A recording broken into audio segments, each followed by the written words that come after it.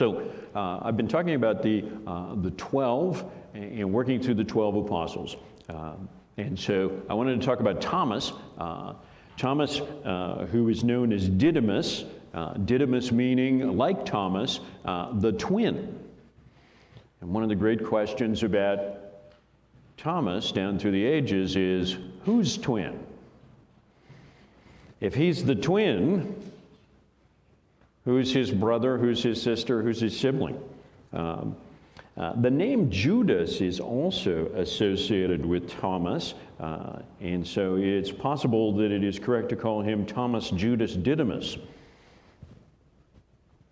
In any case, these two images here on the left, this is the Martyrdom of Thomas by Peter Paul Rubens, done between 1636 and 1638. Thomas being speared. And on the right is the St. Thomas Cathedral Basilica in Madras, India. So first off, the issue of the twin thing. It's important to keep in mind that in the ancient world, twins were regarded as a bad omen, as a bad sign. Women who gave birth to twins had really high levels of mortality in the ancient world. And so when a woman gave birth to a child and it turned out there was a second child in her womb also, this was generally regarded as a bad sign. And the second child was regarded as a double or a shadow of the first child. So the second child was usually viewed with some suspicion that there was something not quite right with the second child. The twin was regarded as a shadow, as an interloper, as a suspicious character, as a weaker reflection of the firstborn. And so when you think about the story of Jacob and Esau, it puts that story in a really different light. Because Jacob is the secondborn. Jacob is the shadow. And it's from Jacob that we get the 12 tribes of Israel. And it's from Jacob that we get the line that gives us Jesus. And so that is countercultural in a significant way, in a way that we tend to pass right over. The second twin usurped the first. In our day, okay, that's sibling rivalry. But in the first century, the idea that the second of the two became the dominant one is considered to be pretty weird. Not quite normal. The second twin is always viewed as the lesser. And so the question with respect to Thomas the twin, Didymus, down through the ages, from very early on was, it always says that he's the twin. Who's he the twin of? And if we call him the twin, doesn't that mean he's the second? That he's the shadow? So fairly early on, and this is largely part of the Gnostic tradition, the idea that there is secret knowledge. The Gnostics were looking for who is it that would have the secret knowledge that Jesus didn't say publicly.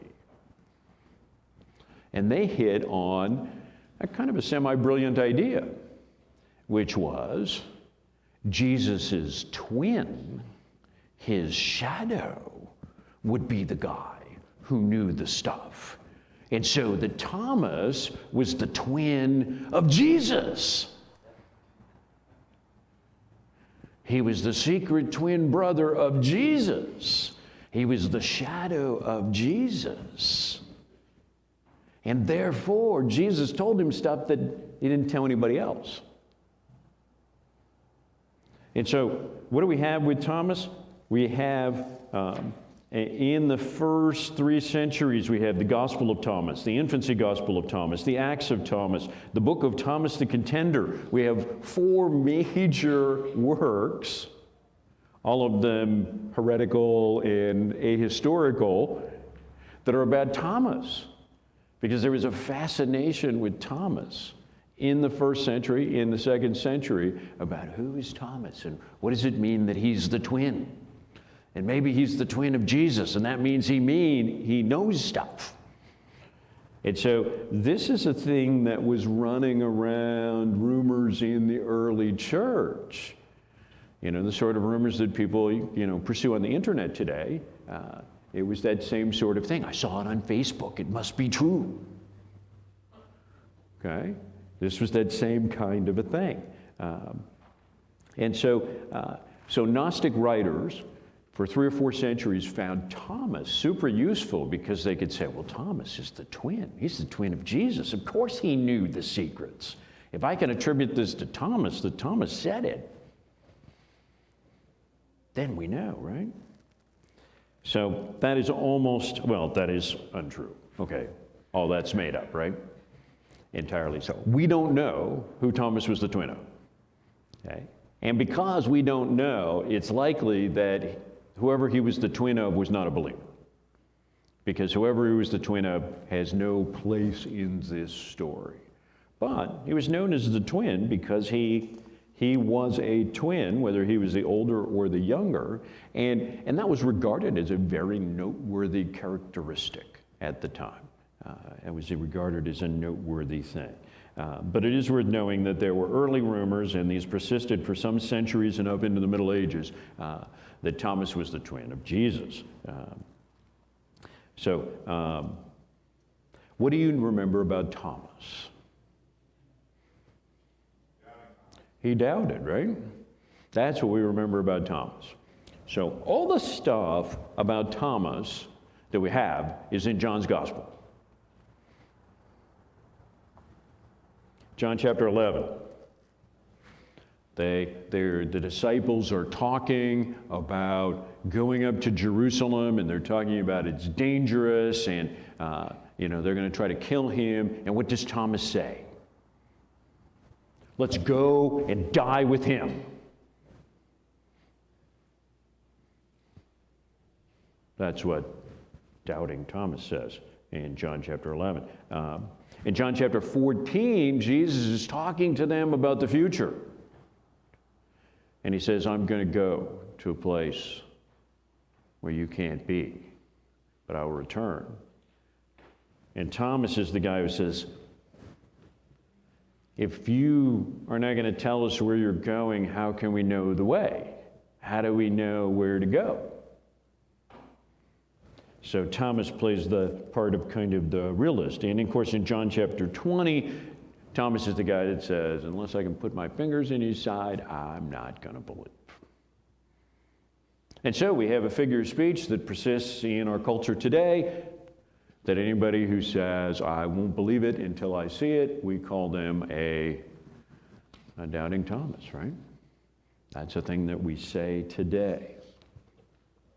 But take a moment with me and look at the passage in John chapter 20. There's something in this passage that I think I've been missing for a long time, and you may be missing it too. John chapter 20, beginning at verse 24. Now Thomas, one of the 12, called the twin, was not with them when Jesus came. So the other disciples told him, we have seen the Lord. But he said to them, unless I see his hands, the mark of the nails, and place my finger in the mark of the nails, and place my hand into his side, I will never believe. That's the Thomas quote that he has been remembered for 2 millennia. 8 days later, his disciples were inside again, and Thomas was with them. Although the doors were locked, Jesus came and stood among them and said, peace be with you. Then he said to Thomas, put your finger here and see my hands, and put your hand and place it in my side. Do not disbelieve, but believe. Thomas answered him, my Lord and my God. Who prior to that moment, had acknowledged verbally and in front of other people that they believed that Jesus was God incarnate, God come in the flesh. Who had acknowledged that before that moment? Peter. And that's the whole list. Thomas acknowledges something here and says something here that puts him ahead of most of the rest of the people involved in the early church. Because in making this confession, my Lord and my God, he is saying, I don't just believe that you are the Messiah. I believe that you are God incarnate. Now, theologically, that's a significant additional step. And that's a step that the church over the first century and beyond spent time wrestling with. And into the second century, this thing that Thomas said became a big part of the theological conversation of the early church about who is Jesus? What does this mean? What do we really believe? Do you really believe that Jesus is God incarnate, God in the flesh? Thomas confessed to that here in John chapter 20. But do you remember that? Do you think about that when you think about Thomas? I don't think about that when I think about Thomas. I think about the previous quote when I think about Thomas. But Thomas makes a very, very important statement here, which is a statement that becomes pivotal in discussions about Jesus, who he is, his divinity, what it means to believe in a triune God over the next 2 centuries. My Lord and my God. So I want to point out to you that Thomas is not being treated very fairly in my mind, historically, because I tend to think of him as doubting Thomas. And he did. But once he understood, he made a mental connection that almost nobody else had understood yet. And just because they believed that Jesus was alive again does not mean that they really understood anything about what that meant. Thomas immediately understands something about what this means that is probable that most of the rest did not get at that point. And so, this is one of the most important confessions in the Bible. My Lord and my God. And it's made by the man that we think of as the doubter. So, you read, there's a significant passage in Luke chapter 24, verses 36 to 49, which is about what were the 12 thinking at this time. And Luke makes it pretty clear that they really didn't get it at that point. And it's an interesting contrast to what Thomas says here in John chapter 20, which is a sort of a parallel passage. But Thomas acknowledges the divinity of Jesus, that he is God incarnate. That is a very, very important statement, and it's a thing that the early church spent the next more than a century wrestling with, trying to understand. Trying to come to a point of believing this. First of all, many early Christians did not believe what Thomas believes right here, because they came out of a Jewish tradition that said there is one God. Hear, O Israel, the Lord our God, the Lord is one.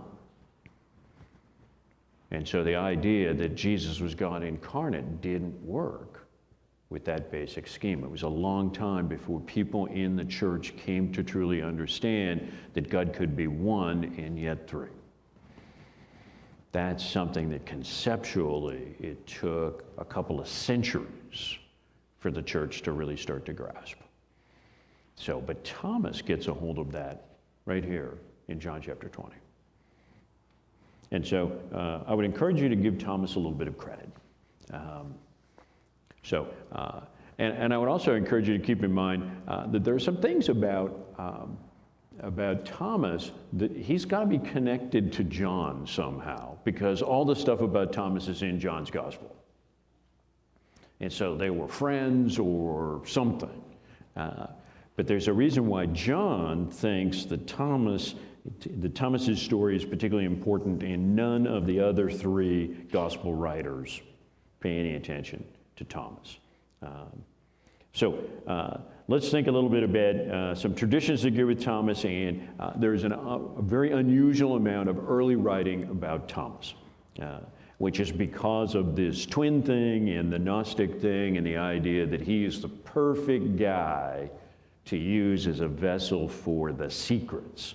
So the Gospel of Thomas comes from early in the 2nd century, sometime before AD 150, maybe 20 or 30 years earlier than that. It's a Gnostic gospel. It's a gospel that was written by somebody who wanted to sell the idea that, yeah, you can go to the church, you can talk to the Christians, but they're not telling you the whole story. Okay? So the Gnostics were about the idea that there are secrets that only the initiated, only the special people get to know. And the Gnostics pioneered this idea that we should have a public statement about what we believe, but if you join us, we'll tell you some secrets about what we really believe, and if you stick around, we'll tell you more secrets. This should ring some bells with you, by the way, in the 21st century. It's the way the Mormon church works. Okay. Mormons do this, Scientology does this, almost all, Scientology, you pay for it. Yeah, in Scientology you pay for each step, right? The state of Rhode Island does very Yeah. well. Yeah, sometimes government does it, yes. But any organization that has secrets, and you have to progressively work up the chain to get the secrets. Yeah. Those kinds of things come out of this larger Gnostic tradition, which is a big thing that's happening, particularly in the 2nd century. But the idea that there is secret knowledge, and you've got to be part of us. And so, we're 2 Timothy 2:2 guys, and the things that you have heard from me in the presence of many witnesses, the things we believe, we say in front of everybody. If you join the church, do you get a little thing that says, this is what we really believe? This is who we really are? No. We tell you up front, this is who we are, this is what we believe, and we post it on our website. That's the way Christianity works. Okay? But the Gnostic tradition is the idea that now there's secrets, which appeals to a lot of people.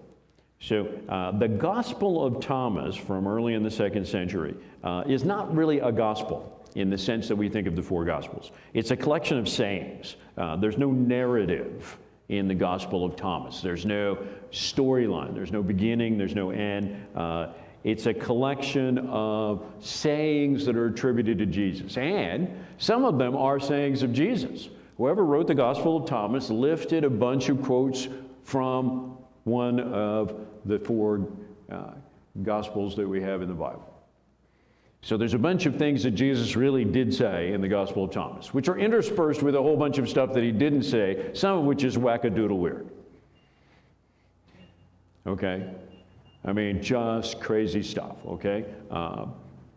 So the Gospel of Thomas says, among other things, if you are a true believer who really understands yourself, you can go around naked because you are fully revealed to people, so you don't need to wear clothing because you're already fully revealed and your integrity holds together, and there's no reason to wear clothes.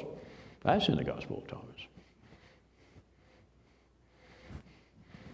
I don't think almost anybody, even in the Gnostics, did that, but anyway, but there are hidden words of Jesus that are included in the Gospel of Thomas that were allegedly written down by Thomas because Jesus shared the real secret stuff with him, because, you know, they were secretly brothers.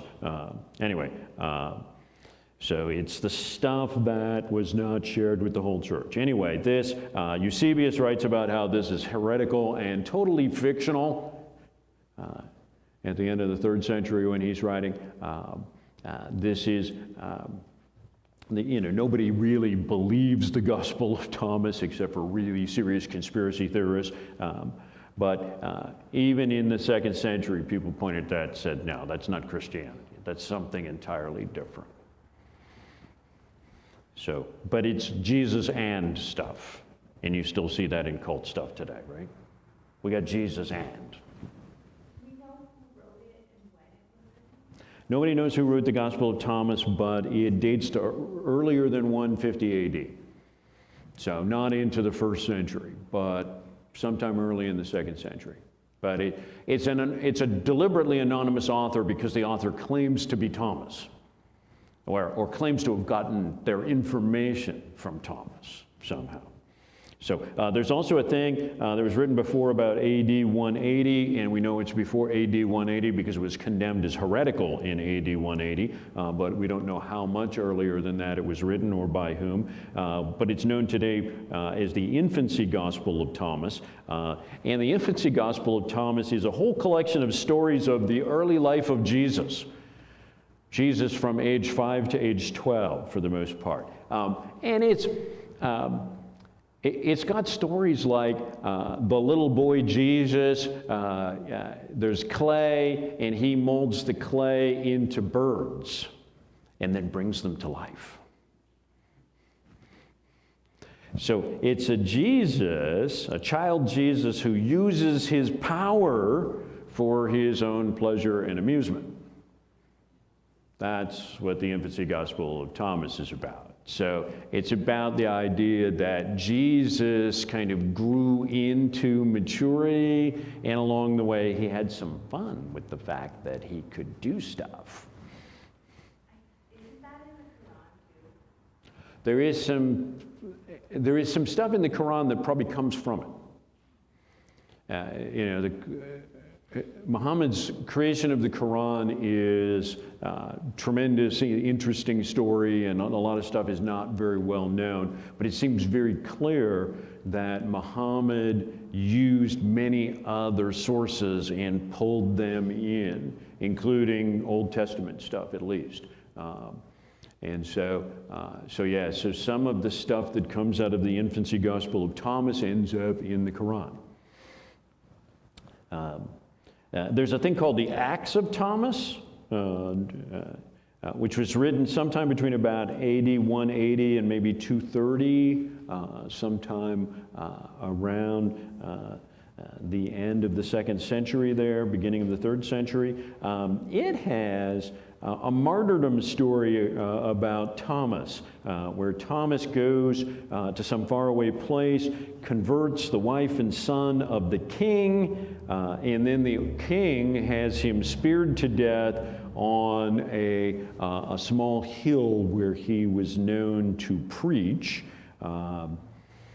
This was probably written in Edessa, the city northeast of Antioch, northeast from Jerusalem, quite a ways northeast from Damascus. But Edessa was a very important city in the life of the church from the middle of the 1st century or late 1st century for the next several centuries. And a lot of stuff passed through there. It actually aligns with traditions from India, and the Acts of Thomas is one of the places that says that Thomas was an identical twin of Jesus, and the Acts of Thomas says the reason that Judas Iscariot kissed Jesus on that night in the Garden of Gethsemane is that Thomas was his identical twin, and only Judas knew how to tell the difference between the two. All right, that's not true either, but anyway, makes for kind of sort of interesting fictional reading. There's also a thing called Thomas the Contender, which is an incomplete manuscript, and it wasn't titled that, but it has a line where it says, I, Thomas, am contending, and so it's become known as Thomas the Contender. It was found among the Nag Hammadi papers, which are from the early 4th century. That was a Gnostic community in Egypt where, like the Dead Sea Scrolls, they found writings on scrolls that were preserved in clay pots and buried in the desert and then not found for more than 1,000 years. Thomas the Contender, an incomplete text. Thomas is sort of the earthly and lesser form or partner of Jesus. And in Thomas the Contender, Thomas and Jesus are engaged in a very metaphorical and symbolic dialogue about the meaning of life, which is so obscure that it may be about something else entirely. It's really difficult to say. But so I say all that to say that Thomas had a grip on the thinking of people in the 1st, 2nd, 3rd century that is unlike most of the other members of the 12. And it's partly because people felt the need to write things into Thomas's story. So what really is in Thomas's story? Well, Eusebius says that Thomas and Bartholomew were sent to Parthia in India. It is believed and reasonably well attested that Thomas reached Kerala on the Malabar coast of southwest India in about AD 52. About 2 years, maybe 3 years after the council at Jerusalem. And if he did so, that was along a regular Roman trading route. There was regular sea traffic, there was regular land traffic, and so he could have traveled overland, which would have taken him through the Parthian Empire. Parthia was a regional empire that had taken over much of the space that had previously been Persia, and then had been the Eastern Kingdom founded by Alexander the Great. The Parthians and the Romans butted heads repeatedly and were at war often, but it was not that hard to travel through the Parthian Empire overland. That's current Iraq, Iran, Afghanistan, a little bit of Pakistan. And Edessa is a useful jumping off point for making that journey. You go to Edessa to Babylon and then travel east and south from there. Thomas is believed to have preached to Jews in merchant colonies, to local families, established churches in 7 or 8 communities, converted some prominent local families, and spent from about AD 52 to AD 59 in the southwest coast of India. In around AD 59, he is believed to have moved across the tip of the Indian Peninsula to the southeast coast, to what is now Chennai, Madras, and have begun a ministry there. There is some tradition which dates to at least the 8th century and maybe earlier, that at some point while Thomas was in India, he got on with some traders and went to China. There's a tradition in the church in Beijing that the church in Beijing, China, was founded by the Apostle Thomas in the 50s. There is also a tradition from, and there is a song that has been sung in the Indian church for centuries and centuries, it goes way, way back, that actually dates his trip to China to 49 AD. Which would mean that he wasn't at the Jerusalem Council to debate the issues that Paul brought about, do you have to be a Jew before you can be a Christian? Because he was in China. All right. So that's a stretch, certainly a stretch. There is also later traditions that say Thomas traveled with some Jewish merchants from India and went to Indonesia and shared the gospel there. In any case, the Church of Assyria which still exists, considers Thomas its founding bishop. Just like the Roman Catholic Church considers Peter to be its founding bishop, the Church of Assyria sees Thomas as the founding bishop. And he is considered to be the founding bishop of churches in Assyria and in southern India, and the church at Beijing claims Thomas as well. He's believed to have died in about AD 72. The Indian church puts the date as December 21st. Jerome, writing several centuries later in Rome, in the Syrian church, say July 3rd. But he died near Madras on the southeast coast of India, in this cathedral is built near that spot in honor of Thomas. Tradition has that he was lanced in the back, perhaps while preaching on a favorite hilltop. That hilltop is now known as St. Thomas Mount and is the site of a small church, which was built by Portuguese traders in the 16th century. But there is traditions associated with St. Thomas Mount that say that after Thomas was dead, he still managed to convert the king to the faith by one means or another, and there's a variety of stories that go with that. Some of Thomas's relics are held at the St. Thomas Cathedral Basilica in Madras here in the picture. The earliest known church on that particular spot dates to the 10th century, but it's possible that there was a church there before that. This church, the current church, was finished in 1896. There is a church in a place called Ortona in Italy, which claims to have most of the body of Thomas, which it claims were moved there in 1258 from Edessa. That church was subsequently sacked by Turkish raiders and the tomb was rifled, so it's a little unclear what's left in the tomb.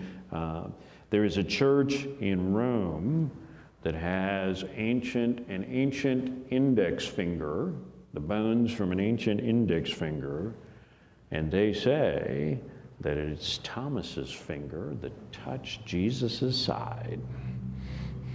You can go see it. You can go see it if you want. It's there. Anyway, the provenance on that is a little shaky. No, it's a lot shaky. But anyway, that's there. And those stories are based around the idea that at some point, a king in southern India around 232 or so AD sent the bones of Thomas to Edessa.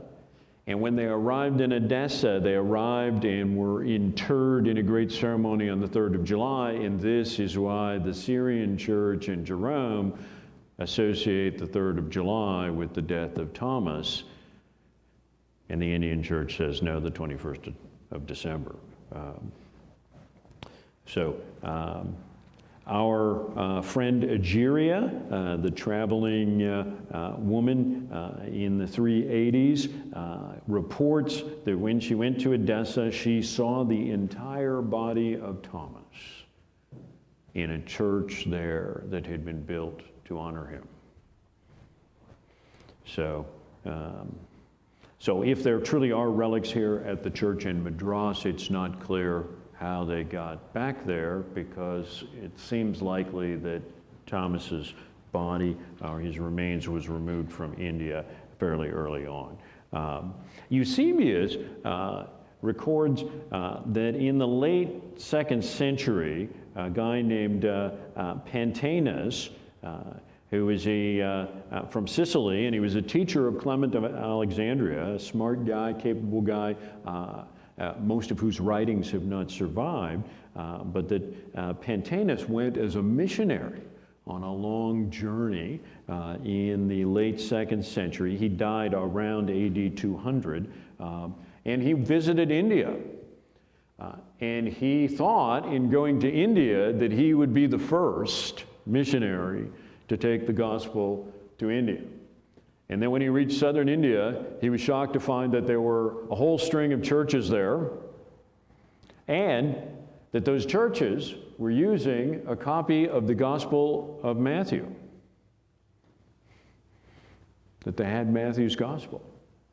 And that was the scripture that they were reading. And that Pantaenus took the time to make a copy of the Matthew's Gospel that he saw in India and brought it back to Alexandria with him, so they could check the text. Hippolytus taught that Thomas preached in an ark through what is now Iran and Pakistan, and then went to India and was martyred by a spear thrust. In the mid-2nd century, a local king at Kerala, where Thomas is believed to have arrived in 52 AD, was a Christian. And the cross was a symbol that was used by the church in India at least a century before it was used by the church in the West. The early church in the West did not use the cross as a symbol. It used a fish, ichthus. But the church in India used the cross from at least the 2nd century and probably the 1st. So somebody introduced that idea very, very early on.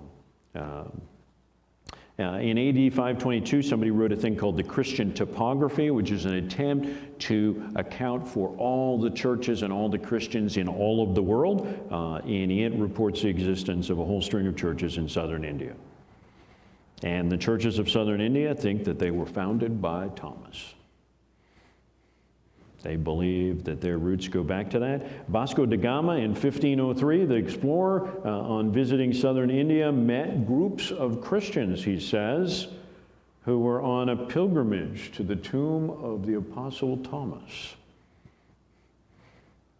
He was surprised to find this.